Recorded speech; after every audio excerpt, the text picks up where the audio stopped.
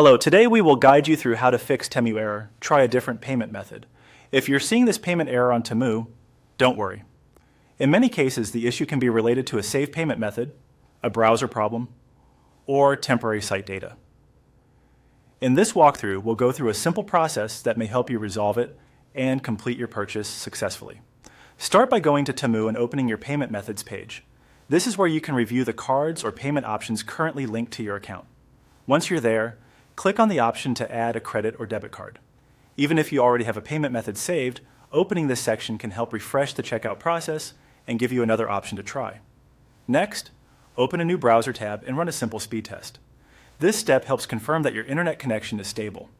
A weak or inconsistent connection can sometimes interrupt payment verification and trigger an error message. If the speed test shows that your internet is slow or unstable, give it a moment, reconnect if needed, and then try again on Temu. If the payment method still isn't working, click the three-dot menu at the top right corner of your browser window. From there, open Settings. Inside the Settings area, look to the left-hand navigation and click Privacy and Security. This section contains your browser data controls, which can be useful when a website keeps loading outdated session information. Now click on the option labeled Delete. When the time range appears, choose All Time.